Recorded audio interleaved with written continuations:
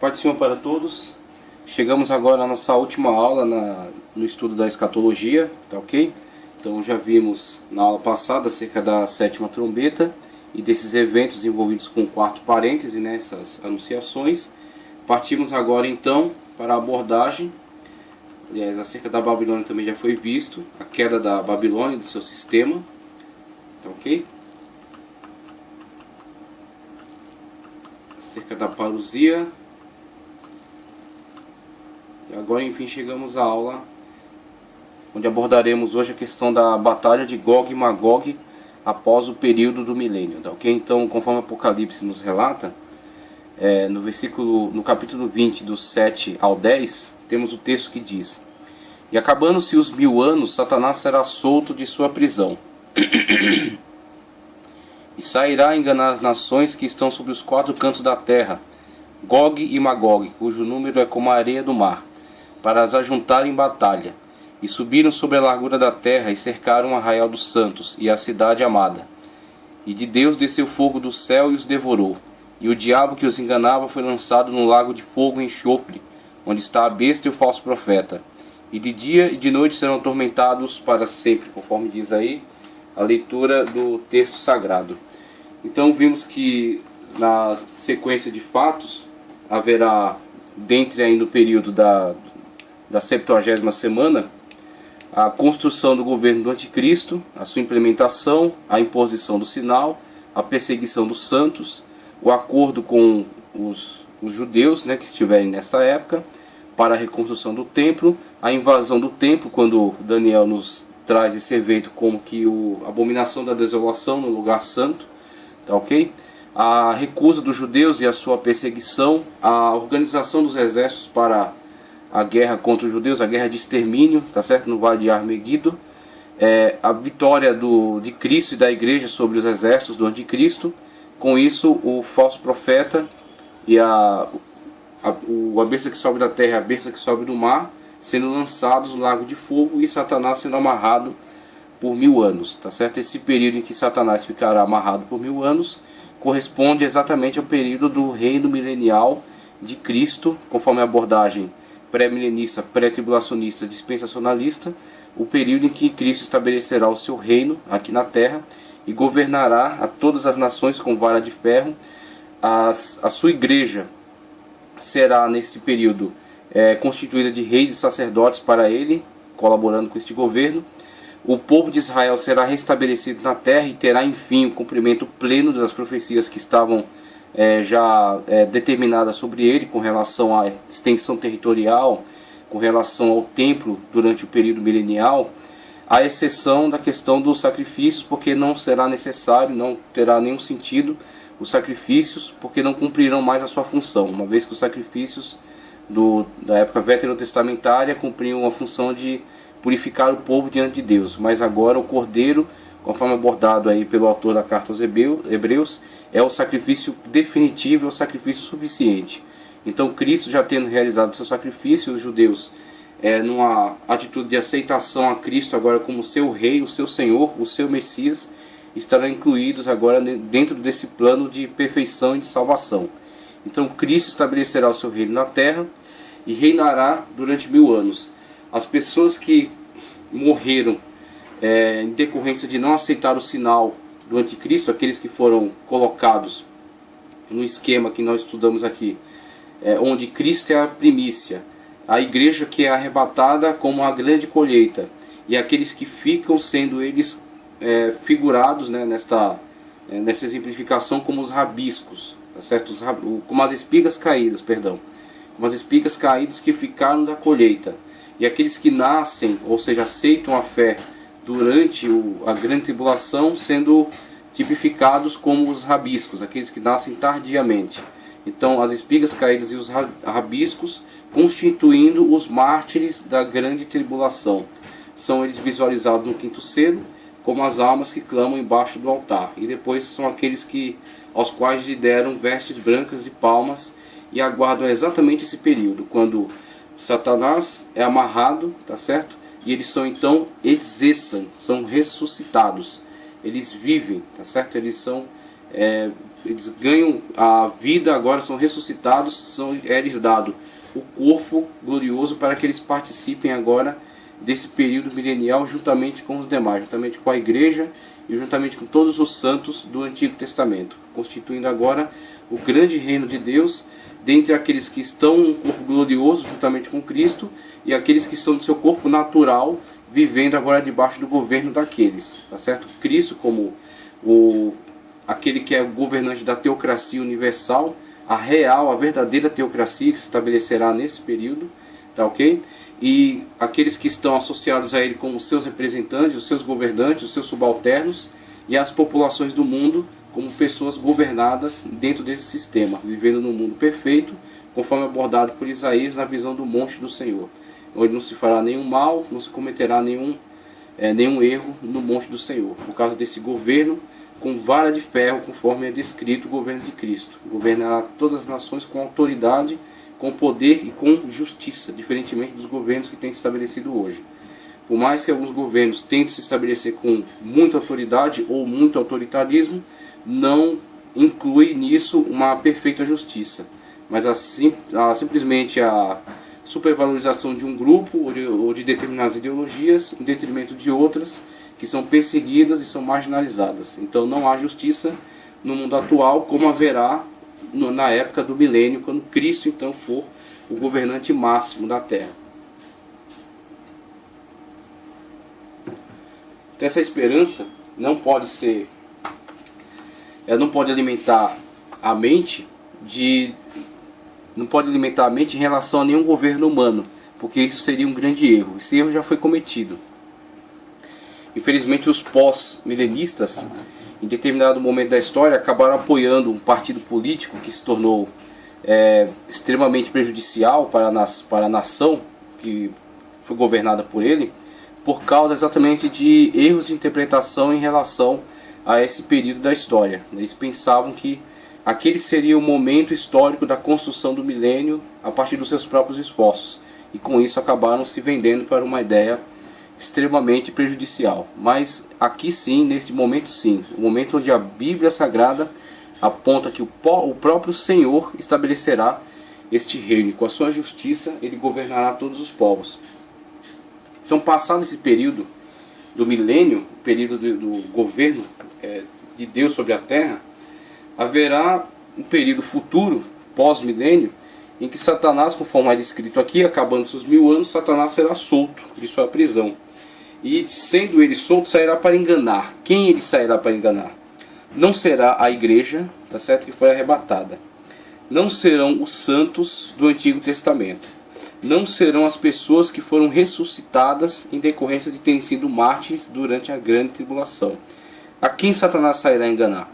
Sairá a enganar as pessoas naturais que estavam vivas durante o período do milênio, tá certo? Que não foram vitimadas pela guerra, não se associaram aos exércitos do anticristo para marchar contra Israel, tá certo? E que sobreviveram a esses períodos de calamidade, tá certo? Não se associaram ao governo do anticristo, buscaram refúgio e sobreviveram a esses períodos de calamidade que se abateram sobre a terra. Uma vez vencidos os exércitos do anticristo, tá certo? A besta e o falso profeta sendo lançados no lago de fogo e o diabo sendo amarrado durante 1000 anos, por 1000 anos, esses indivíduos, essas pessoas, essas famílias que sobreviveram a esses cataclismas, das taças, né, dos selos, das trombetas, das taças, o que provavelmente será um número bastante reduzido, eles participarão então do governo, do período do governo do milênio, o governo de Cristo sobre a terra. Então eles terão uma terra restaurada, eles terão um governo justo, tá certo? E eles terão um governante que terá autoridade e repartirá a justiça com igualdade para todos. Então haverá um período de grande prosperidade futura, tá certo? É isso que a Bíblia assim nos aponta. Haverá um período de grande prosperidade futura e de grande paz mundial e de autoridade por parte do governo de Cristo sobre a terra.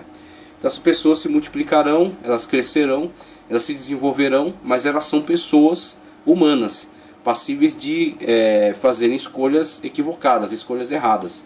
Pessoas nos seus corpos naturais, que ainda têm em si o vestígio do pecado original, conforme cometido no Éden ainda por Adão e Eva, transmitido de geração em geração por, vamos dizer assim, por carga genética, né? Por a composição do DNA, o defeito que foi adquirido e que passou a fazer parte do DNA humano e transmitido assim de geração em geração. Então elas ainda estão nessa condição, elas não são pessoas perfeitas, não são corpos glorificados, tá ok? Então eles têm inclusive a liberdade de optar por fazer escolhas equivocadas. Dentre essas escolhas está aqui, a que o texto expõe aí, quando Satanás sairá para enganar as nações, do versículo 8, e as nações que estão sobre os quatro cantos da terra, ou seja, as nações que se multiplicaram, que se desenvolveram a partir desse novo estado, Gog e Magog, cujo número é como a areia do mar, para as juntar para a batalha, e subiram sobre a largura da terra e cercaram o arraial dos santos, conforme é exemplificado aqui por essa imagem, tá ok?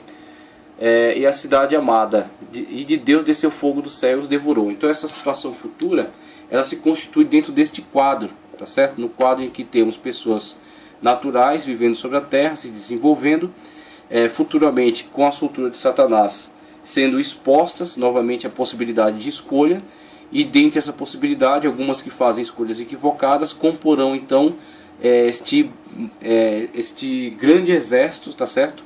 Esse extraordinário exército que o diabo, o próprio diabo, conseguirá angariar após o período do milênio. Com isso que vemos a salvação, novamente uma questão que alguns, não todos pós-milenistas, mas alguns pós-milenistas, principalmente das gerações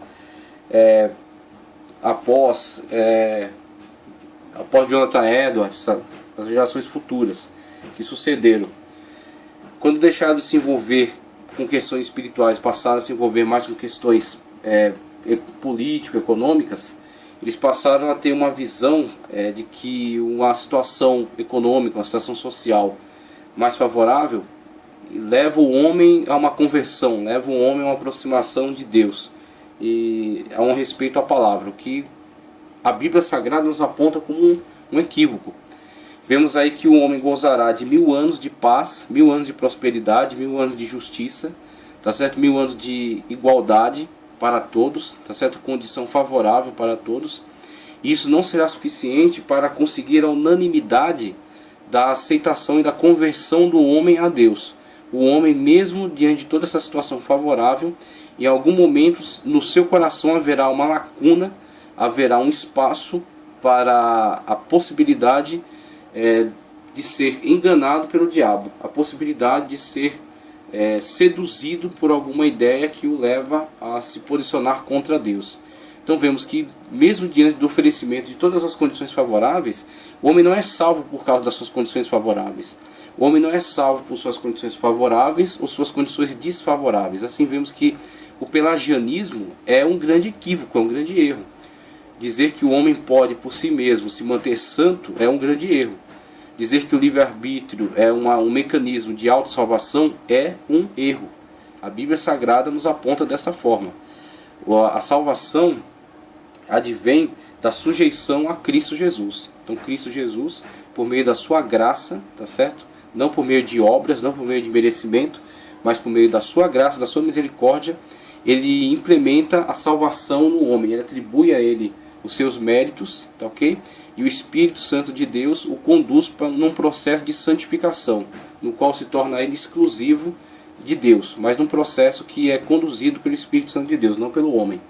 Então vemos que aí o homem, mesmo com todas as condições favoráveis que lhe foram ofertadas ao longo de 1000 anos, o que levou a sociedade a um grande desenvolvimento nesta época, pós-milênio, ainda assim, ao Satanás fazer a oferta, conseguiu conquistar a muitos.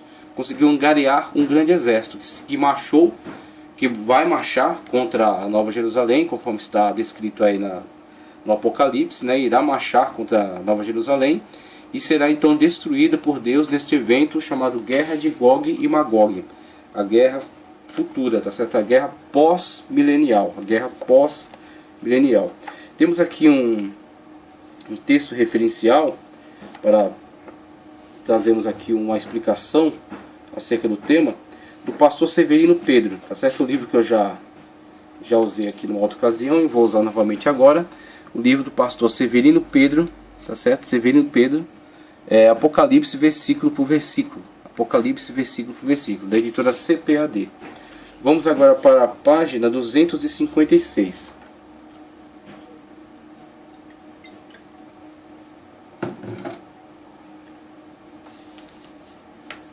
Página 256, que diz: E acabando-se os 1000 anos, Satanás será solto de sua prisão.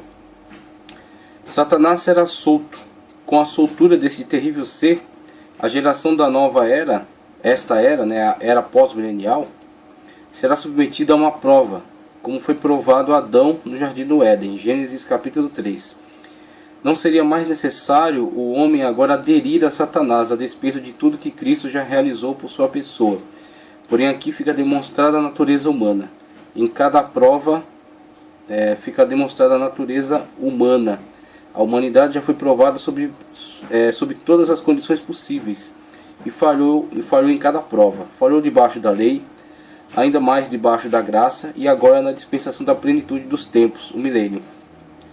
Quando o Senhor é conhecido em todo o mundo e reina a justiça em toda a terra, torna a falhar, não correspondendo à graça de Deus, a ele oferecida. Essa dispensação, que pela ordem cronológica é a sétima e a última, não será um tempo de graça, mas de justiça divina para todos. Será o tempo em que os remos do mundo serão só do nosso Senhor e de seu Cristo, conforme 11:15. Cumprir-se-á finalmente Daniel 7:13-14. Suas palavras são aplicáveis a esse tempo do fim. E sairá a enganar as nações sobre os 4 cantos da terra, Gog e Magog, cujo número é como a areia do mar, para os ajuntar para a batalha. Gog e Magog. Ezequiel 38:39 fala de Gog, Magog, Meseque e Tubal. Geograficamente falando, são regiões ocupadas pelos antigos citas e tártaros, correspondendo aos modernos russos. Joséfo diz que Magog são os citas ou tártaros. Joséfo diz que Magog são os citas ou tártaros, que são os russos. Meseque converteu-se em Moskva, ou Moscou, como diz em russo. E Tubal é o moderno nome de Tobolsk. Profeticamente falando, essa nação do norte é inimiga mortal de Israel. Em nossos dias, como é sabido, essa nação vem orando a Deus para que o mesmo impeça uma invasão de Gog à Terra Santa. No dia 28 de novembro de 1983, 25 judeus ortodoxos foram a Hebrom para interceder diante de Deus junto ao túmulo de Abraão para que a chegada de Gog e Magog ainda seja adiada, pois alguns deles tiveram um sonho. Gog e Magog estariam prestes a vir. Já o rabino-chefe diante do Muro das Lamentações considerou que verdadeiros cabalistas não deveriam orar pelo adiantamento da vinda de Gog e Magog, mas pelo seu rápido aparecimento. O adiamento, mas pelo seu rápido aparecimento, pois assim seria apressada a vinda do Messias. Porém é evidente que a investida de Gog e Magog na passagem em foco não se refere àquela mencionada em Ezequiel capítulos 38 e 39. Uma está distante da outra, pelo menos 1000 anos. Os nomes Gog e Magog em Ezequiel se referem a poderes do norte, chefiados pela Rússia, após o milênio. Porém os nomes Gog e Magog são empregados metaforicamente para representar as nações que estão sobre os quatro cantos da terra. Então veja, um emprego metafórico, para esse período pós-milenial com relação aos termos Gog e Magog. E subiram sobre a largura da terra e cercaram o arraial dos santos e a cidade amada, mas desceu fogo do céu e os devorou. Desceu fogo do céu e os devorou. O comandante do norte, na sua invasão à Terra Santa, não chegou a cercar o arraial dos santos, Israel, nem a cidade amada, Jerusalém, mas foi derrotado por Deus nas montanhas da Judéia, e ainda por um ato de misericórdia divina teve um lugar de sepultura a oriente do Mar Morto. Nessa seção, porém, Gog e Magog, aqui representados, serão tragados por fogo que desceu do céu e os devorou. No sentido mais profundo, o Apocalipse é um livro de divindade. É um livro acerca de Deus, é um livro sobre os atos de Deus. Por igual modo, a derrota das forças do mal é um ato divino. Os habitantes da cidade amada descobrirão que Deus terá feito a causa dele, Deus terá feito a causa dele e a causa deles. Eles terão armas suficientemente poderosas para aquela batalha final. Mas Deus proverá seu fogo destruidor dos céus. E o diabo que os enganava foi lançado no lago de fogo e enxofre. Existe uma pergunta no meio da cristandade. Foi lançado no lago de fogo e enxofre, onde está a besta e o falso profeta. E de dia e de noite serão atormentados para sempre. O diabo que os enganava. A queda de Satanás, nesta sessão, alude profeticamente à queda de todos os poderes do mal, conforme se depreende na sessão seguinte. Ele tinha já passado 1000 anos no abismo, mas isso foi uma ação intermediária. Agora, entretanto, ele sofrerá uma derrota final e irá para seu destino. Finalmente, a cabeça da serpente é ferida para sempre. Gênesis 3,15. A vitória conseguida sobre o diabo no Calvário agora recebe operação completa. Sua queda será gradual. Ele será expulso dos ares para a terra e o mar no período da grande tribulação. 12:9. Será aprisionado por 1000 anos. 20, verso 2. E então no texto em foco, derrotado completamente pela ação poderosa e imediata de Deus, mesclada à ira. Este capítulo do Apocalipse é a consolidação no que diz respeito a toda e qualquer revolta ou rebelião do ser humano ou de hostes espirituais do mal. O bem triunfará e o Cordeiro de Deus tirará definitivamente o pecado do mundo. Tirará definitivamente o pecado do mundo. E só existirá no universo a semente do bem. Então, finalmente, vemos aí a abordagem de Severino Pedro com relação à descrição desses eventos e a conclusão de todo esse processo histórico, desde o momento da rebelião do querubim ungido até os períodos graduais em que ele foi sendo abatido e até quando enfim é derrotado na sua investida final e é lançado, atirado ao lago de fogo e enxofre, no qual já estão a besta e o falso profeta sendo punidos pela eternidade, e ao qual também se dirigirão aqueles que ao longo de suas vidas tiveram a oportunidade de aceitação, tiveram a oportunidade de se sujeitar a Deus, de aceitar o seu domínio, de aceitar o seu governo, mas não o fizeram. Preferiram uma atitude de rebelião e preferiram uma atitude ostensiva de pecado e de desafio a Deus, e que serão também recompensados com esta punição, também verão o fruto dessa sua escolha, dessa sua atitude. Então vemos aí o final dessa descrição acerca da batalha de Gog e Magog, e agora passamos ao pior evento a ser descrito com relação à história de toda a humanidade, o evento que trata acerca do juízo final, o evento que deve ser evitado, que deve ser sempre alertado a todas as pessoas para que possam evitá-lo, para que possam fugir dele, possam não estar incluídos na lista daqueles que participarão deste terrível evento. Então vemos aí Apocalipse 20, 11 ao 15, trata acerca do juízo final. E vi os mortos, grandes e pequenos, que estavam diante de Deus, e abriram-se os livros. E abriu-se outro livro, que é o da vida, e os mortos foram julgados pelas coisas que estavam escritas nos livros, segundo as suas obras. E deu o mar os mortos que nele havia, e a morte e o inferno deram os mortos que neles havia. E foram julgados cada um segundo as suas obras, e a morte e o inferno foram lançados no lago de fogo. Esta é a segunda morte. Veja que em Apocalipse, quando trata acerca do milênio, fala da ressurreição daqueles que participam da primeira ressurreição, que não estarão incluídos na segunda morte. A primeira morte inclui todos. A primeira morte, ela atinge a todos. Então, alguns indivíduos, por exceção, não participaram da morte.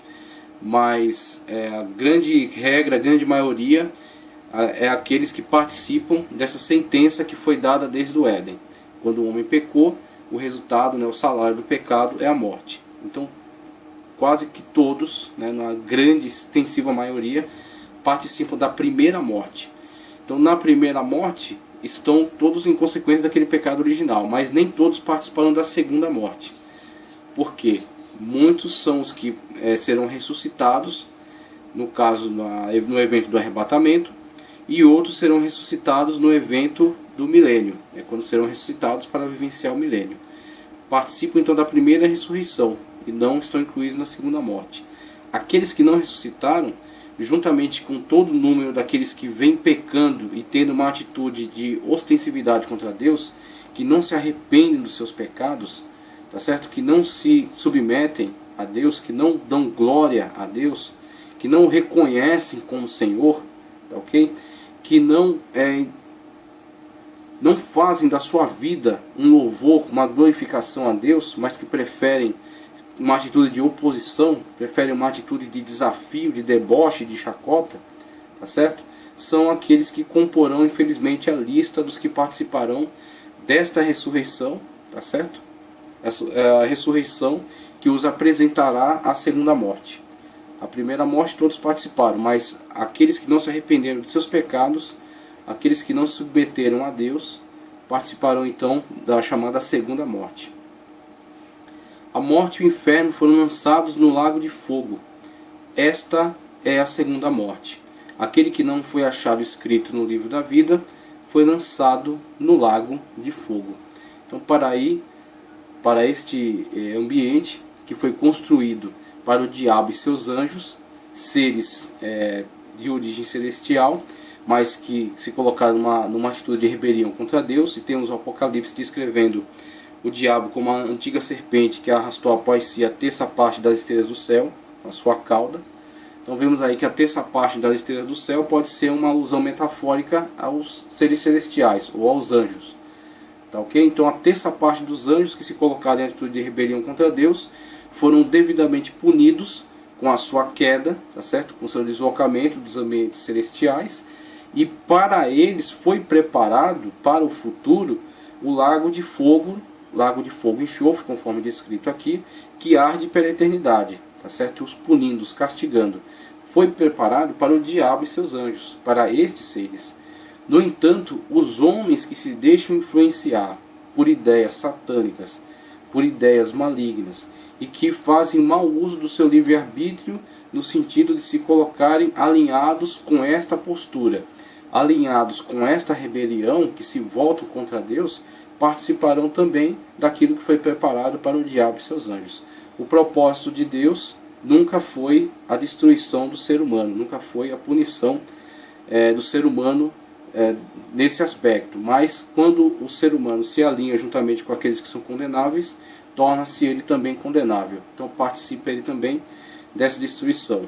Não está incluso, né? Seu nome não está presente no livro da vida, ok? Não está em comunhão com Deus, não tem relacionamento espiritual com Ele, tá certo? Dão as costas para Deus, e a consequência disso é a punição, tá certo? Só o Deus Todo-Poderoso, que criou todas as coisas e que cedeu a vida e a existência a tudo, tem o poder e a autoridade de impetrar este juízo. Ninguém está autorizado a julgar. Cristo fala nas suas escrituras: não julgueis, para que não sejais julgados e não vos acrescente ainda outro tanto. Então vemos que a nossa postura é indicar, a nossa postura é aconselhar, nossa postura é apontar o erro, nossa postura é esclarecer, né? É alertar, é servir de atalaias, mas não de dar a sentença. Sempre nos posicionamos no sentido de alertar, no sentido de avisar, no sentido de despertar a atenção das pessoas para esta realidade, tá ok? Agora, a nós não cabe sentenciar, a sentença será dada nesse dia. Aqueles que estiverem atentos aos alertas, com certeza vão buscar reconciliação com Deus.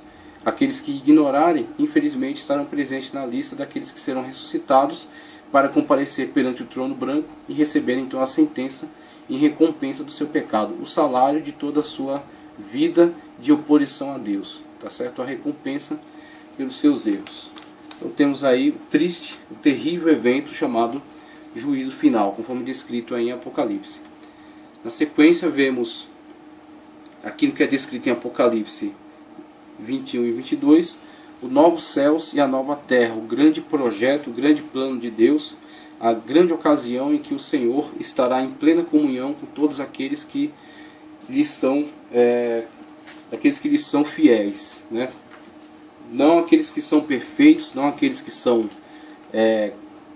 completamente se auto-santificam, não, mas aqueles que são santificados pela graça, aqueles que são salvos pela graça, aqueles que são salvos pela misericórdia de Deus.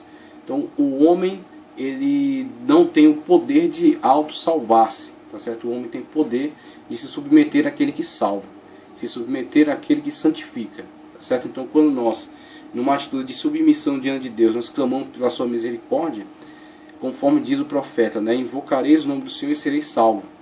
Então nós invocamos o nome daquele que pode salvar, nós invocamos o nome daquele que pode nos santificar, o nome daquele que pode nos purificar. Por isso estamos incluídos na lista daqueles que vão gozar de eternidade na presença de Deus, por causa somente da sua misericórdia, não por causa de competência, de capacidade que esteja em nós, mas por causa da sua graça. E viu novos céus e uma nova terra, porque já o primeiro céu e a primeira terra passaram, e o mar já não existe. Eu acho muito interessante essa abordagem do apóstolo João, quando ele fala que o mar já não existe.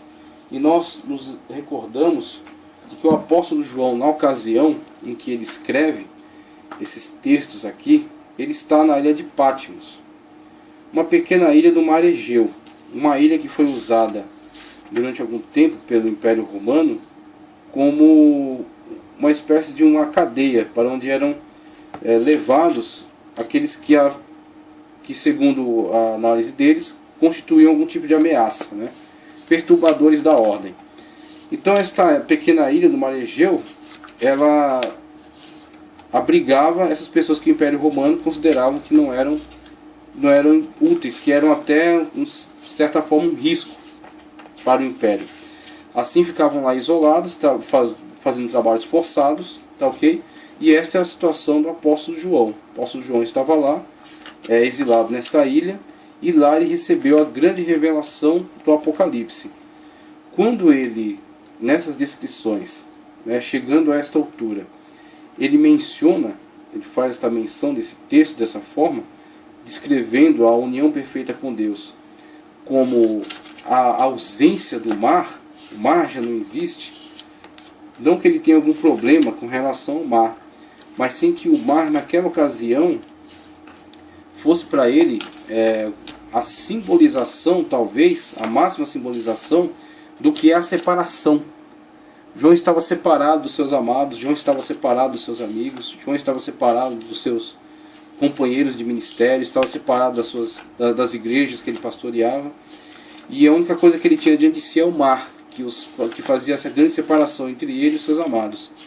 E talvez ele transfira para esse texto exatamente essa sensação de que este mar que faz separação entre ele e os seus amados é símbolo, tipologicamente a separação entre nós e Deus. Porque mesmo que nós tenhamos um grande amor pelo Senhor na atualidade, que o Espírito Santo de Deus já realize em nós uma grande obra de santificação e nós sintamos uma comunhão íntima com o Senhor, né, aqueles que buscam a Deus em espírito e em verdade, como Cristo falou, se constituem um templo para Deus, né, que quando ele fala para a mulher samaritana, não é em Jerusalém ou desse monte que adorareis, mas os verdadeiros adoradores adorarão ao Pai em espírito e em verdade. Então aqueles que adoram em espírito e verdade estão em plena comunhão com o Pai onde quer que estejam. Então sentem a presença de Deus. Mas ao mesmo tempo que sentem de fato a presença de Deus, também sentem um certo afastamento em decorrência da sua atual natureza. Sua natureza ainda caída, né, no pecado. Sua natureza que ainda faz separação entre ele e Deus. E é exatamente essa separação que será excluída neste momento que é descrito pelo apóstolo João como exatamente a unificação plena, total entre os filhos de Deus, né, entre os servos de Deus e o seu Senhor. Quando ele exemplifica isso com a retirada deste que é a separação, né, a retirada do mar. Ou seja, o mar já não existe. A gente pega aqui uma imagem ilustrativa, tá certo? Colocando aí essa questão do mar e a separação que ele fazia, né, que ele representava entre João e os seus amados. Então a gente coloca aí esse ponto de vista em relação a essa abordagem de João nesse trecho aí de Apocalipse. E vi um novo céu e uma nova terra, porque o primeiro céu e a primeira terra já passaram e o mar já não existe. Ou seja, toda essa constituição que conhecemos hoje em relação à separação de terra, de céu, de espaço sideral, de separação entre Deus e nós, de separação entre mundo espiritual e mundo físico, elas foram retiradas, tudo foi transformado, toda a ordem cósmica foi reajustada, foi transformada num novo espaço, um espaço de interação onde não há mais separações, onde não há mais divisões, mas há simplesmente a comunhão plena entre Deus e os seus seres, as suas criaturas, tá certo? Seus filhos, os seus amados. E eu, João, vi a santa cidade, a nova Jerusalém, que de Deus descia do céu, adereçada como uma esposa ataviada para o seu marido. E ouvi uma grande voz do céu que dizia: Eis aqui o tabernáculo de Deus com os homens, pois com eles habitará. E eles serão o seu povo, e o mesmo Deus estará com eles e será o seu Deus. E aqui finalmente se cumpre essa passagem bíblica, que é muitas das vezes usada incorretamente por alguns ensinadores, por alguns pastores, por alguns pregadores, que tentam levar ao povo esta ideia de que haverá uma possibilidade neste momento, a partir de algumas atitudes, a partir do envolvimento em alguma campanha ou alguma coisa assim, vivenciar esta promessa. Mas a verdade da realização dessa promessa só se aplica a este momento histórico, a este momento escatológico, na verdade, a este momento futuro, em que o Senhor haver transformado todas as coisas, em que nós estaremos plenamente na presença dele, quando então se cumprirá isso que fala o versículo 4: e Deus limpará de seus olhos toda lágrima. O momento em que vivemos não é um momento propício para que esse texto se cumpra, porque ainda há lágrimas, ainda há sofrimento, ainda há lutas, ainda há aflições, como Cristo falou que no mundo tereis aflições, tá certo? E como Paulo fala que todas as coisas posso naquele que me fortalece. E na descrição desse texto, ou seja, no contexto no qual está inserido esse texto, ele fala acerca das diversas aflições, do diversos sofrimentos pelos quais passa, mas supera-os exatamente por causa daquele que o fortalece. Então temos o momento da realização, do cumprimento desta promessa é neste momento, esse momento escatológico, do momento do novo céus e nova terra, tá certo? E Deus limpará de seus olhos toda lágrima, e não haverá mais morte, nem pranto, nem clamor, nem dor, porque já as primeiras coisas são passadas. E o que estava sentado sobre o trono disse: Eis que faço novas todas as coisas. E disse-me: Escreve, porque essas palavras são verdadeiras e fiéis. Disse-me mais: Está cumprido. Veja, está consumado, está feito.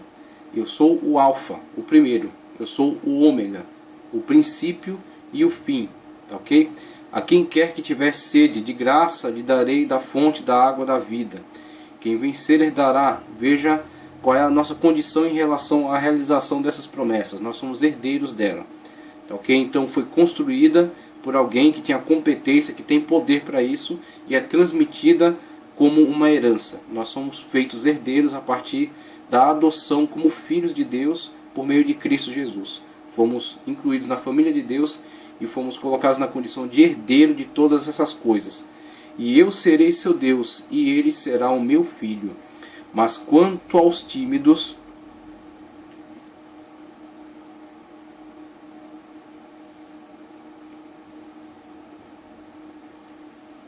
e obviamente é necessário destacar que ele não está falando aqui de pessoas que não têm essa atitude irreverente da geração, pelo menos que é predominante na geração atual.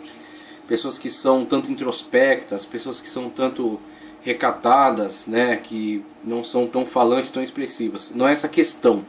A problemática aqui não é essa timidez. Mas é em relação a pessoas que sentem vergonha do Evangelho. E Paulo deixa muito claro isso, que não me envergonhe do Evangelho, porque ele é poder de Deus para a salvação, tanto do grego quanto do judeu. Então, independentemente se a pessoa ela é extrovertida ou ela é introvertida, se ela é falante ou se ela é mais calada, se ela é uma pessoa muito comunicativa ou se ela é pouco comunicativa, se ela é mais isolada, mais na dela. Mas tanto nessas diferentes possibilidades e características, temos pessoas que sentem vergonha do Evangelho e pessoas que sentem orgulho do Evangelho.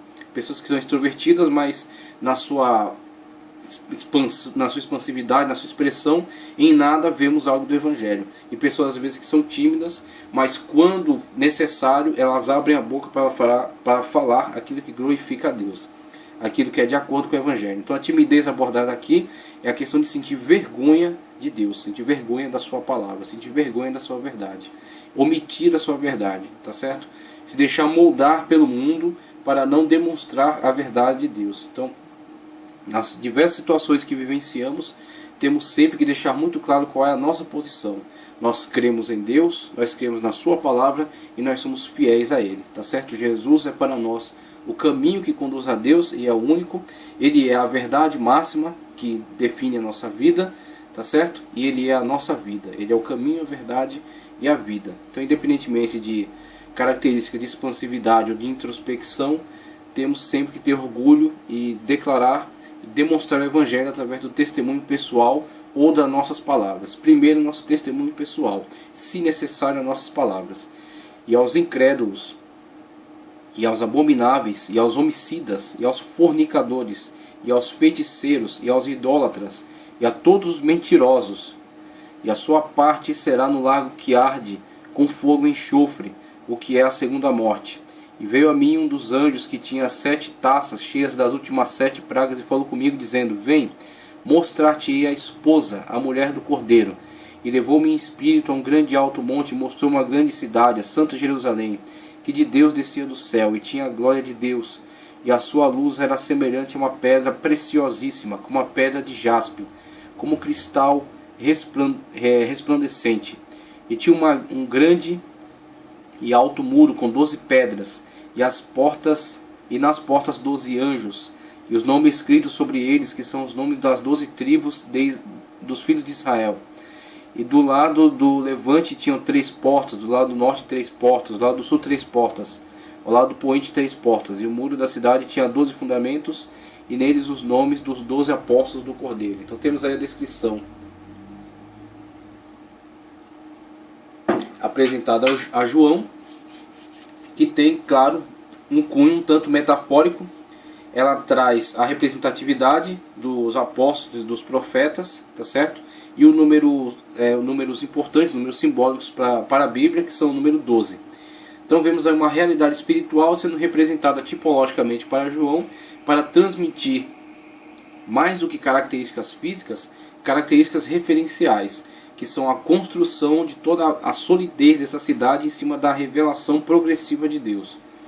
A revelação através dos profetas, depois a revelação através dos apóstolos. Tudo isso constitui a realidade que será vivenciada futuramente, escatologicamente, por aqueles que estiverem incluídos dentre a lista, que tiverem seu nome no livro da vida. Tá certo? Então isso foi mostrado para João, foi apresentado tipologicamente para ele, mas será vivenciado concretamente para aqueles que estiverem incluídos no livro da vida. E aí nós poderemos, com nossos próprios olhos, contemplar e ver essa cidade, qual é o seu aspecto, quando então o Senhor nos der acesso a ela, quando o Senhor nos levar para estar junto de si, como Ele mesmo disse, que nós estaríamos para sempre com Ele. Essa é a esperança.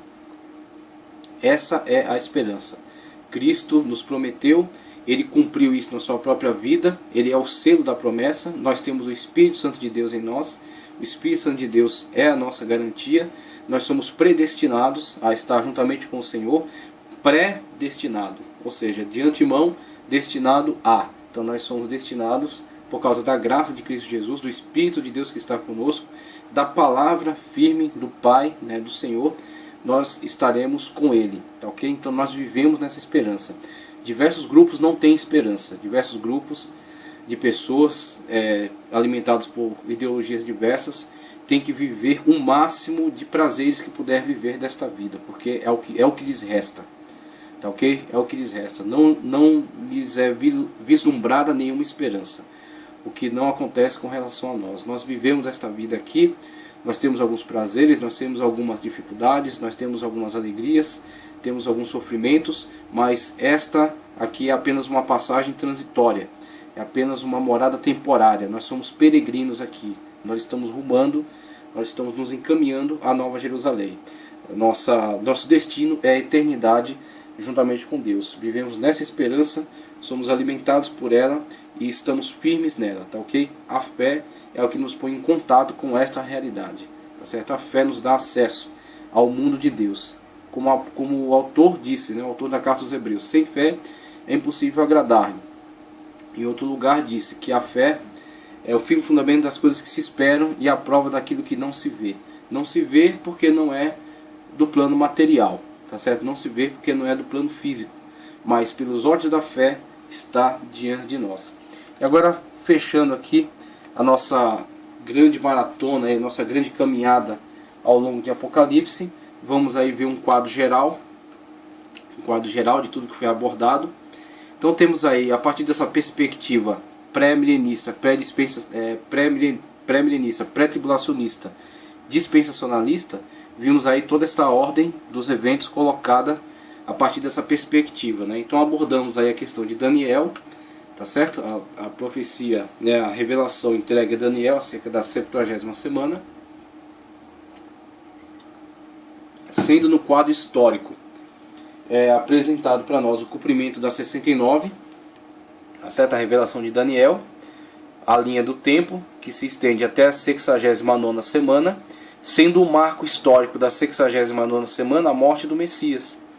Quando o Messias foi tirado não para si, tá certo? E aí o povo que havia de vir viria sobre a cidade como uma destruição, aquilo que foi profetizado pelo Messias e que aconteceu no ano 70 depois de Cristo, né, com a invasão do Marechal Tito, enviado por Pompeu, quando destrói o templo de Jerusalém, saqueia e leva os seus bens, que são parte do erário que constitui aquilo que foi utilizado para a construção do Coliseu, né, a construção do Coliseu. Então temos aí o marco histórico que registra, né, as 69 semanas. As 69 semanas de Daniel, sendo a 70ª semana escatológica, aguardando o futuro. E a 70ª semana, aquilo que se realizará no tempo escatológico da grande tribulação. Período de falsa paz, 3 anos e meio. Período de grande tribulação de fato, 3 anos e meio. Então, que é aquilo que Cristo, ao falar acerca dele, disse que se não fosse abreviado, ninguém sobreviveria. Com isso temos, apesar da 70ª semana de Daniel constituir 7 anos, apenas 3 anos e meio finais são de fato grande tribulação, por causa dessa abreviação. Ok? Então temos aí aquilo que chamamos de parêntese profético, né? A igreja vive então chamado parêntese. Parêntese é aquilo que interrompe a linha lógica do texto. Então temos o texto bíblico, né, com uma narrativa acerca dos fatos históricos até Daniel. Quando Daniel recebe a revelação acerca da 70ª semana, nas 69 semanas, que são marco histórico aí na morte e ressurreição de Cristo, é interrompida essa narrativa lógica, é inserido, como Paulo chama a igreja de jambuzeiro bravo, enxertado na videira, é enxertado então nessa narrativa histórica a história da igreja. Então a história da igreja se constitui como que um parêntese na linha de narrativa lógica da história de Israel. Interrompe a narrativa. Então abre-se um parêntese, nesse parêntese insere a história da igreja, o parêntese ainda não fechou. Ele será fechado, colocado o ponto final, será colocado o fechamento do parêntese na história da igreja sobre a terra quando acontecer o evento chamado arrebatamento. Tá certo? Quando acontecer o evento chamado arrebatamento. O arrebatamento encerra o parêntese profético e dá início então à continuidade lógica do texto, né? A continuidade lógica dos tempos com o início da 70ª semana. Então temos aí o evento do arrebatamento, sendo também encarado, né? O evento da primeira ressurreição está dividido em etapas, sendo o primeiro no arrebatamento e o segundo logo antes do milênio. Então temos aí aquilo que chamamos de primeira ressurreição, sendo iniciado com Cristo. Veja, o evento da primeira ressurreição, ele dá-se início com a ressurreição de Cristo. Por quê? Cristo é a primícia, conforme aquela tipologia empregada no Antigo Testamento, né, em relação à colheita, onde temos os elementos da primícia, que é a oferta a Deus. Então a primícia, o primeiro fruto da terra, apresentado no templo ao sacerdote, que movia e abençoava com isso toda a colheita que viria. Tá certo? Então temos Cristo é a primícia, e é Paulo que diz isso. Cristo é a primícia, e sendo ele a primícia, garante toda a colheita, porque ele abençoa toda a colheita. Então Cristo morreu e ressuscitou, está no corpo glorificado, no corpo glorioso. E o corpo glorioso de Cristo é o referencial para a nossa ressurreição e o nosso corpo glorioso. Cristo é a primícia, nós somos a colheita. Cristo já morreu e já ressuscitou, ele é a primícia dos que dormem. Nós, como a colheita de Deus, seremos ceifados no arrebatamento. Quando o Senhor, então, ressuscitar aqueles que morreram em Cristo, tá certo? E arrebatar aqueles que estiverem vivos, e juntamente com o Senhor nos encontraremos nos ares, para estar juntamente com Ele. E aí Paulo fala que tudo isso ocorrerá em um átomos, ou seja, num momento, num abrir e fechar de olhos, conforme geralmente é traduzido. Então, após o arrebatamento, dá-se-á aquilo que é denominado o tribunal de Cristo. O tribunal de Cristo está lá em 2 de Coríntios 5:10.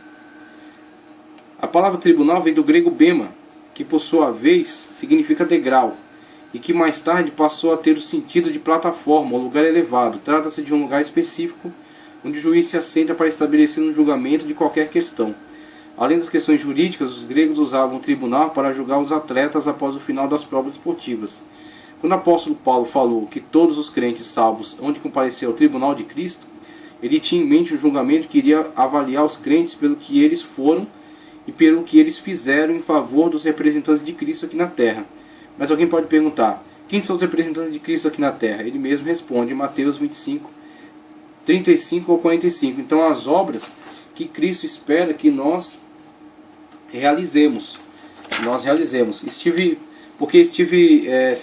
Estive nu e vestiste-me, estive preso e foste me visitar, estive doente, e me auxiliaste. Então, aqueles que representam a possibilidade de nós servirmos a Cristo. E nós seremos, então, gratificados por Cristo no seu tribunal. O tribunal de Cristo, que acontecerá logo após o arrebatamento da igreja, não é um tribunal para decidir salvação ou condenação, porque esse tribunal se aplica aos salvos.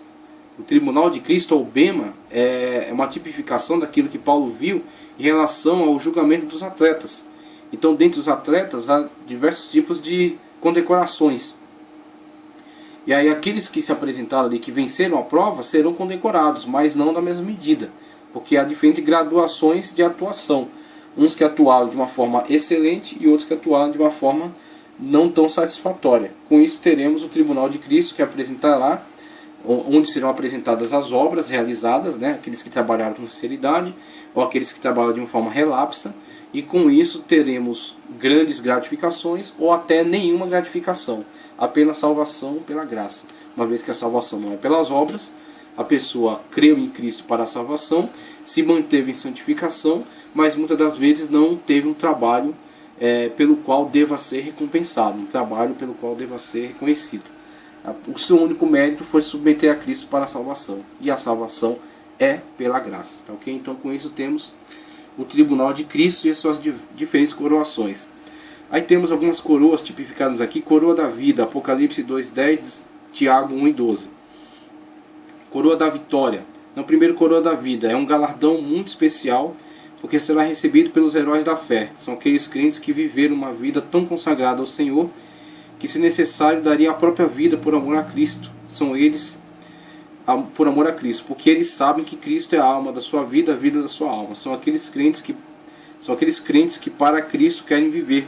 Se necessário por ele, preferem morrer. Alguns pensam que esse galardão será dado somente aos mártires. Então tem essa possibilidade de interpretação, Coroa da vida, 1 de Coríntios 9:25. Esse galardão será recebido por aqueles crentes que não vivem segundo a carne. São aqueles que vencem o mundo e as suas concupiscências. Tá certo? Coroa de glória, 1 de Pedro 5:2-4. Esse galardão é destinado especialmente aos obreiros em geral, dependendo do cuidado pelo rebanho e da promoção pelo reino de Deus. Coroa da justiça, 2 de Timóteo 4:7-8. Esse galardão será dado àqueles crentes que foram austeros consigo mesmos e indulgentes para com os outros. São aqueles que não se perdoam facilmente a si mesmo a infração de seu pecado. E nessa espontânea e autoimposta austeridade é que eles encontram a inebriante elixir de uma perene serenidade e profunda suavidade. São aqueles que têm a fome e a sede de justiça, conforme Mateus 5:6. E finalmente coroa de gozo, Filipenses 4:1, 1 Tessalonicenses 2:19-20. Esse é o galardão do ganhador de almas. E quem presta esse trabalho é sábio. Esse galardão só será recebido por aqueles que trabalham por amor da obra do Mestre, sem esperar recompensa na terra. Então, temos aí os diferentes galardões que foram abordados aí nas leituras dos textos bíblicos que foram referenciadas aqui. Então, passado o tribunal de Cristo, né, e as diferentes aferições de galardão, participaremos então da tão esperada as bodas do Cordeiro, acerca da qual Cristo disse, né, quando participou da última ceia, né, quando participou daquela celebração do Pessac, juntamente com os apóstolos, quando instituiu então a ceia. Dentro do Pessac ele institui a ceia, que é um memorial acerca de Cristo celebrado até hoje nas igrejas. E é um memorial que é referencial para o futuro, que será celebrado na glória. Após o tribunal de Cristo, nos apresentaremos então para as bodas do Cordeiro, tá ok? Quando então Cristo novamente ceará juntamente conosco, né? Conforme ele disse no último Pessac, né, que ele celebrou a ceia, ele disse: não beberei do fruto da vide até aquele dia que beba convosco no reino do meu Pai. Então aguardamos então por esse dia extraordinário, esse dia maravilhoso, então, quando então juntamente com Cristo participaremos desta ceia maravilhosa. Então aqui na Terra desenvolve-se os eventos, né? Temos aqui a questão da abordagem das cartas do Apocalipse, tá certo? Com a descrição que fizemos. Aquele que tem ouvido, ouça o que o Espírito diz às igrejas. Até o momento em que em Apocalipse 13 é abordada a subida a besta que sobe do mar. A besta que sobe no mar, que tipifica o anticristo, tá certo? E na leitura que é feita de Apocalipse capítulo 13, com a besta que sobe do mar, ao dizer aquele que tem ouvido, não é mencionado igreja. Então com isso vemos um certo subsídio bíblico, tá certo? Não é uma doutrina, mas é como que um subsídio que pode significar isso, pode nos indicar que a época da subida do anticristo é também a época de ausência da igreja na terra. O que temos são aquilo que na representação que estávamos descrevendo aqui, com Cristo sendo a primícia, né? A igreja sendo arrebatada como a colheita, o fechamento do parêntese profético, a colheita, né, que é a subida da igreja no arrebatamento, e aqueles que ficam da igreja que foi arrebatada, a igreja foi arrebatada, tá certo? É a grande colheita, garantido pela primícia. Então aqueles que ficam do arrebatamento são tipificados nesse contexto tipológico como as espigas caídas, aquilo que fica da colheita, tá certo? A colheita foi feita, caiu algo da colheita, são as espigas caídas que ficam na terra e sobre as quais virá a inspiração do Espírito Santo sobre a vida delas. Talvez até semelhante ao que acontecia no Antigo Testamento, quando o Espírito Santo não estava derramado sobre toda a carne, mas o Espírito Santo estava sobre aqueles que serviam a Deus em espírito e em verdade, aqueles que serviam a Deus em fidelidade. Então o Espírito de Deus estava sobre os profetas, o Espírito de Deus estava sobre os sacerdotes, o Espírito de Deus estava sobre um juiz que o Senhor levantou para uma grande obra. Então o Espírito de Deus foi dado por medida sobre aquela pessoa. Talvez assim acontecerá no período da grande tribulação, no período escatológico da 70ª semana, quando o Espírito de Deus estará com aqueles que rejeitarem o sinal do anticristo, né? Estará sobre eles, estará sobre os 144.000 que serão enviados para a grande obra de missão durante esses tempos, estará sobre os rabiscos, aqueles que nascem tardiamente, aqueles que aceitam a fé durante a 70ª semana. E o resultado desse período, né? Vemos aqui o período de falsa paz, estabelecimento do governo do anticristo, os 4 primeiros selos, o cavalo branco, né, e aquele que sai vitorioso para vencer, os 3 cavalos, preto, vermelho e amarelo, né, a guerra, o controle e a peste, né, a mortandade por meio da peste. Vemos então o projeto do anticristo com a cassação, a imposição do seu sinal, do 666, e a cassação daqueles que rejeitarem o sinal. E com isso, por consequência, o martírio. O martírio dos rabiscos, aqueles que ficaram do arrebatamento, o martírio das espigas caídas, aqueles que ficaram do arrebatamento, o martírio dos rabiscos, aqueles que nasceram durante a grande tribulação, e o martírio dos 144.000, né, a perseguição dos 144.000, a perseguição das 2 testemunhas, tá ok? A perseguição de todos aqueles que rejeitarem o sinal, tá certo? Que serão então martirizados, e conforme nos descreve o quinto selo, suas almas aparecem aí embaixo do altar. Então temos aí o quadro do primeiro período, né, da grande tribulação, chamado falsa paz. Segundo período, nós vimos extensivamente a grande tribulação, com suas consequências, né, a abertura dos selos, as consequências sobre o governo do anticristo, né, até no final dos selos temos grandes terremotos, nas 7 trombetas, grandes juízos de Deus, e finalmente nas 7 taças, o desmantelamento de toda a ordem que foi construída, né, pelo anticristo, e na verdade todo o sistema babilônico que vem se estabelecendo desde milênios, né, a destruição de todo esse sistema, quando no final, nas últimas taças, o grande terremoto que destrói as cidades, destrói o sistema babilônico, financeiro, econômico, político, de riquezas, de glória, né, de grande honra que havia entre eles, destruindo tudo isso, instiga ainda mais a movimentação bélica contra Israel, né, com todo o ódio, as nações se voltam contra Israel, tentando atingir a Deus por meio de Israel, quando então Israel é salvo pela vinda, né, pela chamada parousia, quando nós que estávamos juntamente com Cristo nas bodas do Cordeiro, viremos juntamente com o Senhor, e Apocalipse descreve o Senhor como montado num cavalo branco, que tinha vestes salpicadas de sangue, escrito na sua coxa, Rei dos Reis e Senhor dos Senhores, né, na sua coxa, na sua veste, e nós, juntamente com ele, viremos então em socorro a Israel na batalha conhecida, né, apresentada pela Bíblia como a Batalha de Armagedon. A Batalha de Armagedon. Então, com esses eventos, temos aquilo que foi estudado na palavra Exessa. Então, ao final da Batalha de Armagedon, haverá a conclusão da primeira ressurreição. Primeira ressurreição em algumas etapas, né? Primeira etapa no arrebatamento, depois vem o martírio desses que ficaram, e esses que foram martirizados serão então ressuscitados já às portas do milênio. Viveram, né? Aqueles que não ressuscitaram nessa primeira ressurreição, só depois de 1000 anos, quando serão ressuscitados para a segunda morte. Tá, ok? Então temos esses eventos aí conforme descritos, tá ok? Milênio. Acerca do milênio, quero fazer aqui uma breve leitura do outro material que estamos aproveitando aqui, a Enciclopédia Popular de Profecia Bíblica. Enciclopédia Popular de Profecia Bíblica, tá ok? Acerca do milênio, temos aqui na página 318 principais características e condições do milênio. O milênio será um tempo de controle tanto político como espiritual. Politicamente ele será universal, Daniel 2,35. Discricionário, Isaías 11,4. E caracterizado pela retidão e justiça. Será zeloso para com os pobres, Isaías 11,3 ao 5. Mas trará recriminação e juízo para quem transgredir as ordenanças do Messias, Salmos 2,10 ao 12. Este reino literal de Cristo sobre a terra também terá características espirituais. Acima de tudo será um reino de justiça, onde Cristo será o rei e governará com absoluta retidão. Isaías 23:1. Será também um tempo em que se manifestarão a plenitude do Espírito e a santidade de Deus.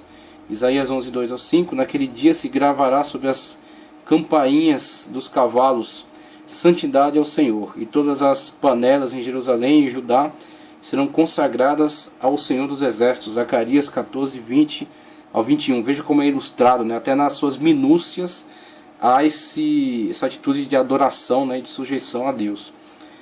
Tudo, do trabalho à adoração, será santificado ao Senhor. O pecado será punido. Salmo 72:1 ao 4. Zacarias 14:16 ao 21. De maneira pública e justa. A era messiânica também será caracterizada por um reinado de paz. Isaías 2:4, 11:5 ao 9, 65:25, Miqueias 4:3. As profecias de Isaías revelam muitas outras características, incluindo alegria. Isaías 9:3 ao 4, glória. Isaías 24:23, justiça. Isaías 9:7, conhecimento pleno. Isaías 11:1 e 2. Instruções e orientações. Isaías 2:2 ao 3. Fim da maldição sobre a terra e eliminação de toda enfermidade. Também Isaías 11:6 ao 9, 33:24. Maior expectativa de vida. Isaías 65:20. Prosperidade no trabalho. Isaías 4:1, 35:1 e 2, 62, 8 e 9. Harmonia no reino animal. Isaías 11:6, 9, 62:25. Sofonias 3:9, Isaías 45:13 afirmam que no milênio a linguagem e a adoração serão puras. A pura adoração será possível por causa das maravilhas, por causa da maravilhosa presença de Deus. Ezequiel 37:27 e 28. A presença física do Messias garantirá essas bênçãos. Walvoord diz: a gloriosa presença de Cristo no cenário do milênio é logicamente o foco de toda espiritualidade e adoração, conforme Walvoord na página 307. Creio eu, todas as profecias da Bíblia, né? Esse livro de Walvoord que foi abordado aqui. Então, com essa descrição, deixamos claro aí acerca das características que entendemos para o milênio, né? O milênio nessa perspectiva pré-milenista, pré-tribulacionista. Conforme já descrevemos, ao final do milênio, Satanás será solto, ficou amarrado por 1000 anos, será solto e sairá para enganar as nações. Quando então acontecerá o evento, que também já foi descrito, o terrível evento do juízo final. E esse texto, esse trecho, né, que trata acerca da morte. E aí temos apenas algumas colocações acerca da morte. Primeiro, alguns conceitos etimológicos que nos descrevem aqui, além da palavra hebraica mut e da grega thanatos, das quais a nossa palavra portuguesa morte é uma tradução exata, os hebreus e gregos usam outras palavras para transmitir uma ideia mais ampla de morte física. Vejamos algumas delas. Primeiro é gava, do hebraico, tá certo? Essa palavra hebraica significa expirar, ou dar o último suspiro. Tudo que há na terra expirará. Gênesis 6:17. Tem também mavet. Esta é outra palavra hebraica e significa separação. Implica sobretudo a ideia de separação entre alma e corpo. E aconteceu depois da morte de Abraão, Gênesis 25:11. A morte de Abraão mencionada aqui é descrita como uma separação entre sua alma e seu corpo. Também temos teleute, do grego agora, e significa fim ou término de tudo nesta terra. E esteve lá até a morte de Herodes, Mateus 25:15. E finalmente anaireses. Esta é outra palavra grega e significa elevação ou levantamento. E Saulo consentia na morte de Estevão, Atos 8:1. Saulo não sabia que, sancionando a pena de morte de Estevão, ele estaria promovendo para a vida eterna aquele ardoroso evangelista, porquanto sem pensar e sem querer ele consentia na elevação de Estevão à glória eterna. E aí temos a questão da morte física, a abordagem acerca da morte física, uma questão problemática acerca do purgatório, tá certo? E aí temos aqui um texto que diz: embora não haja sustentação bíblica, os católicos romanos supõem que há 3 lugares para onde vão as almas dos que morrem. Primeiro, os que morrem em sinal de santidade, segundo eles, vão diretamente para o céu. Segundo, os inveteradamente maus vão diretamente para o inferno. Terceiro, os que não são nem totalmente maus, nem totalmente santos, vão temporariamente para o purgatório. O purgatório seria um lugar intermediário entre o céu e o inferno, o que após passar ali um determinado período de purificação serão transladados para o céu. Não existe nenhuma passagem bíblica onde se refere um tal lugar chamado purgatório, mas para consolar a família de quem se foi, a Igreja Católica inventou essa doutrina que terminou lhe dando um grande lucro financeiro ao cobrar a celebração da missa do 7º dia, a fim de atenuar a situação do defunto no além da eternidade. Então temos aí a questão do purgatório, e na verdade ela é uma construção herética, tá certo? Fundamentada não em textos bíblicos, mas sim em textos apócrifos. E para que esses textos apócrifos não pudessem continuar dando sustentação a essa doutrina herética, a Igreja ela estabeleceu no Concílio de Florença, 1438 e 1455, e de Latrão, tá certo? O Concílio de Latrão quinto, o Concílio de Latrão V, 1512 e 1517, a canonização, tá certo? A canonização a posteriori desses livros apócrifos, que já estavam presentes na Bíblia Católica há bastante tempo, mas que eram considerados deuterocanônicos, tá certo? Então, Jerônimo, inclusive, já deixava claro que aqueles livros não eram canônicos para os judeus, dentre os livros que os judeus entendiam ser canônicos, tá, do Antigo Testamento, e também não eram canônicos para Jerônimo. Só posteriormente, ao longo desses 2 concílios, esses livros foram canonizados para dar sustentação à doutrina herética do purgatório. Não existe purgatório, tá certo? Biblicamente falando, não existe purgatório. Conforme é descrito pelo texto bíblico, após a morte segue-se o juízo. Então, esta é a constatação, esta é a afirmação bíblica em relação ao destino dos mortos. Após a morte segue-se o juízo. Para quem teve uma vida de comunhão com Deus, segue-se então a espera pela ressurreição, né, com o destino ao paraíso. Como Cristo falou, aquele ex-ladrão que estava na cruz, né? Quando reconheceu que Cristo, que ele estava ali justamente, mas Cristo de forma injusta. E Cristo disse para ele, pediu para Cristo, lembra-te de mim quando entrares no paraíso. E Cristo promete a ele que hoje mesmo estará com ele. Lembra-te de mim no teu reino, ele disse. E Cristo disse, hoje mesmo estarás comigo no paraíso. Essa é a constatação para aqueles que se arrependem de seu pecado. E para aqueles que não se arrependem até o momento da morte, segue-se juízo. Juízo, conforme vemos na abordagem, juízo final, tá certo? Juízo final, como consequência, lago de fogo e enxofre. Dentre as diferentes denominações aqui que achamos na Bíblia, para essas realidades espirituais, temos algumas que temos que enfatizar aqui, como Geena, por exemplo. Geena é uma palavra grega e pode designar o próprio inferno, ou lago de fogo ardente, Apocalipse 19:20. Alguns expositores entendem que a Geena é o atual inferno, outros pensam que é o lugar pior do que o inferno, que é para lá onde vão todos os ímpios após o julgamento final. Então, inclusive, essa é a nossa posição. Geena, que tem origem em Ge-Inon, ou Vale de Inon. Um vale que era um lugar físico, tá certo? Na cidade de Jerusalém, onde era queimado o lixo. Então, Cristo, quando exemplifica o lago de fogo e enxofre, ele fala acerca de um lugar onde o fogo nunca se apaga e o bicho nunca morre, que era exatamente a descrição desse vale de Inon, onde era queimado o lixo, onde era queimado carcaças de animais, corpos de pessoas mortas que não eram enterradas. Então ali constantemente era ateado fogo e constantemente havia vermes, por causa do lixo orgânico que havia ali. Então esta era a visão ilustrativa do inferno, não do inferno, conforme caracterizado nas outras palavras que vamos encontrar aqui, mas do lago de fogo e enxofre. O lago de fogo e enxofre, o destino final de todos aqueles que ao longo da história se rebelaram contra Deus, que foi preparado para o diabo e seus anjos, tá certo? O destino final daqueles que não têm mais possibilidade de salvação. Então este é o Geena. Mas temos também no Antigo Testamento a palavra Seol, é usada para se referir ao mundo dos mortos, uma espécie de submundo, onde os espíritos ficam a vagar. Nos escritos judaicos, o Seol é descrito como uma região dividida pelo meio, onde de um lado habitam os espíritos bons e do outro os espíritos maus. Onde está o Seol? A ideia que os antigos hebreus tinham do Seol é que ficava numa região inferior da terra. E aí temos a descrição de Flávio Josefo, e temos o Seol como descrito na Bíblia Sagrada. A Bíblia também descreve o Seol como sendo um lugar profundo para onde vão os espíritos desencarnados após a morte.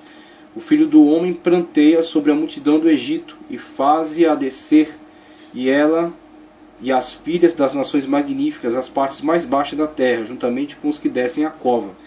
Então temos aí, sempre que lemos no Antigo Testamento, onde fala da partida de alguém após a morte, se refere sempre a uma descida e nunca a uma subida, mesmo se tratando de um justo. Portanto, com choro hei de descer ao meu filho até a sepultura. A tradução exata não é sepultura, mas Seol. Jacó não estava se referindo a um lugar físico que ficava a 7 palmos debaixo da terra, mas a habitação dos mortos. Sua esperança era encontrar seu querido filho José no Seol, onde ambos poderiam se comunicar. Então veja a descrição de Seol, conforme no Antigo Testamento. Era sempre uma descida, era sempre um lugar inferior da terra, tá certo? Conforme a representação que eles tinham, e era um lugar espiritual. Eles não estavam se referindo ao lugar físico, mas sim um lugar espiritual, um lugar para onde ia todas as almas. Era um lugar de habitação das almas dos mortos. Inclusive era de uma abordagem ambígua, não era necessariamente uma descrição de lugar para a acolhida de espíritos, de pessoas que foram boas e de pessoas que foram más. É uma abordagem geral, uma abordagem ambígua, aberta, tá certo? Mundo dos mortos, o lugar para onde vão os espíritos, e era descrito como uma descida, né? Semelhantemente ao que se fará com o corpo, se colocará na cova. Mas há outras descrições na Bíblia específicas para a cova. Cova é uma coisa, Seol é outra. Para a cova vai o corpo, para o Seol vai as almas, os espíritos, tá certo? E aí temos sepultura. Conforme já vimos, devido à ambiguidade da palavra Seol, alguns intérpretes da Bíblia têm feito confusão entendendo que o termo hebraico Seol seja equivalente à palavra sepultura do português. A seguir apresentarei 7 provas bíblicas evidenciando que a sepultura, lugar de restos mortais, não é Seol, habitação dos espíritos desencarnados. Vamos verificar então onde residem as diferenças entre o mundo habitado pelos espíritos e o sepulcro, lugar de depositar cadáveres. Em primeiro lugar, devemos observar que as palavras sepultura, túmulo e cova no original hebraico é keber e não Seol. A palavra keber aparece no plural cerca de 29 vezes no Antigo Testamento, enquanto a palavra Seol aparece sempre no singular e nunca no plural. Isso significa que existe apenas um Seol mais vários keberes, colocamos assim, né? Há 37 referências onde o corpo humano é colocado no keber. 1 de Reis 13:30, mas não existe nenhuma referência onde diz que o corpo de um defunto foi lançado no Seol. Mas por que isso? É exatamente porque para o Seol só vai a alma do defunto e nunca o cadáver, salvo no caso de Coré, que a terra engoliu vivo, juntamente com todos os seus rebelados. O Keber é mencionado 32 vezes, como sendo um lugar na superfície da terra, segundo Samuel 3:32, segundo de Crônicas 16:14, enquanto o Seol é descrito como estando nas profundezas da terra. A diferença entre Seol e Keber. Então, Keber é exatamente a sepultura. Há 44 referências onde diz que para cada pessoa há um Keber, segundo de Samuel 3:32, enquanto o Seol é um lugar habitado por muitas pessoas. Encontramos 33 referências onde diz que os homens depositaram cadáveres no Keber. Quanto ao Seol, não encontramos nenhuma nesse sentido. Mas por quê? É porque somente Deus poderia enviar alguém para o Seol. Mateus 10:28, 2 de Pedro 2:4. Encontramos também 6 referências bíblicas onde menciona homens cavando e preparando um Keber, enquanto não há nenhuma onde diz que um homem possa escavar o Seol. Como vimos, a diferença entre sepultura, Keber, e a habitação dos espíritos, Seol, é muito evidente na Bíblia. Só não percebe isso quem não quiser. Então temos aí o Seol como representatividade para o mundo dos mortos e Keber como sepultura. O corpo é lançado no Keber. O espírito que se soltou daquele corpo, né, conforme a própria descrição hebraica nos passou acerca de separação, a descrição é Mavé, separação. Então o espírito que foi separado desce ao Seol. E esse Seol é uma descrição ambígua, que trata acerca do mundo dos mortos, independentemente de mortos de uma qualidade boa ou de uma qualidade ruim, de uma atitude santa ou de uma atitude pecaminosa. E aí temos o Hades com uma interpretação grega, uma proposta grega para o Seol. Mas na verdade segue uma mesma característica, segue uma mesma lógica, tá certo? É apenas uma tradução grega para Seol e fala do mundo dos mortos também. Agora, quando queremos entender um pouco mais acerca do Seol, da sua situação, o recurso que temos é exatamente a descrição de Cristo acerca da situação de Lázaro e do rico. Quando morre o rico e Lázaro, vemos na descrição de Cristo que o Lázaro está no seio de Abraão. Então temos que o seio de Abraão, conforme a abordagem de Cristo naquela descrição, é um lugar no Seol ou no Hades, mundo dos mortos, para onde eram destinados a alma dos justos. Os justos, aqueles que morreram aguardando pelo Messias, ficavam no seio de Abraão. Enquanto que o rico que morreu na sua injustiça, que desprezou a Deus ao longo da vida, tá certo? Que não prestou qualquer auxílio ao seu próximo, ele foi lançado num lugar de tormento. Inclusive podemos até descrever esse lugar de tormento como um inferno, diferentemente de lago de fogo, que é descrito como Geena. Então não há ninguém ainda no Geena, mas há pessoas no inferno, pessoas que viveram uma vida em oposição a Deus. Tá certo? E conforme descrito por Cristo, este Seol, que é o mesmo que Hades, mundo dos mortos, está dividido entre seio de Abraão e inferno. Ok? Agora, essa situação foi quando Cristo descreveu naquele momento histórico. Essa situação sofreu já uma alteração. Conforme vemos aqui, entende-se que em Efésios 4, 8 e 9, Paulo estava se referindo aos santos da antiga aliança, conforme a abordagem que Cristo descreveu, não é? Que foram transportados para o terceiro céu, que também é chamado de paraíso. Sendo assim, aquele compartimento do Hades, chamado seio de Abraão, hoje se encontra vazio porque seus antigos habitantes foram levados pelo Senhor Jesus a um lugar de maior gozo. Mas os habitantes do inferno continuam lá, no seu próprio lugar, aguardando o juízo final. Conforme já vimos, a morte de um justo no Antigo Testamento é sempre descrita como uma descida, nunca como uma subida. Já no Novo Testamento, a promessa que temos é que após a morte de um justo, ele sempre sobe e nunca desce. 2 Coríntios 5, 1 e 2. O destino de um cristão que morre salvo no Novo Testamento é habitar num lugar que está na presença de Cristo. Ora, se Cristo está na presença de Deus Pai, Hebreus 12, 2, Apocalipse 3, 21, os crentes salvos ao morrer estarão na presença de Cristo. 2 Coríntios 5, 8, Filipenses 1, 23. Logo, então, eles não descem, mas sobem.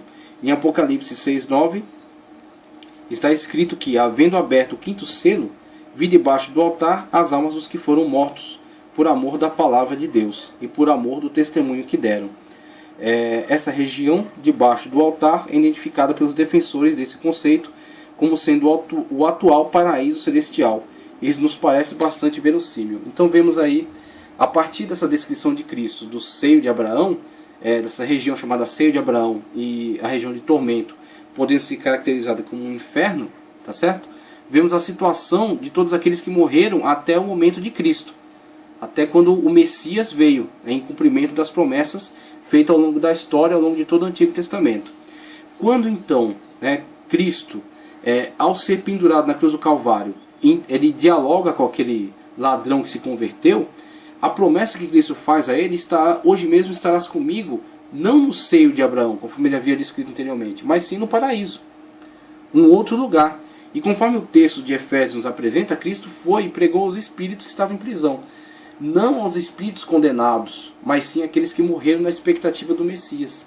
Então ele foi lhes apresentar a promessa a qual esperavam, falar: estou aqui para mostrar a vocês que valeu a pena esperar por mim. Então Cristo foi e se apresentou a todos os santos do Antigo Testamento que estavam aguardando por ele, e então, juntamente com aquele ladrão convertido da cruz, os apresentou ao paraíso. E conforme o Apocalipse nos descreve, pode ser, não é uma definição cabal, tá certo?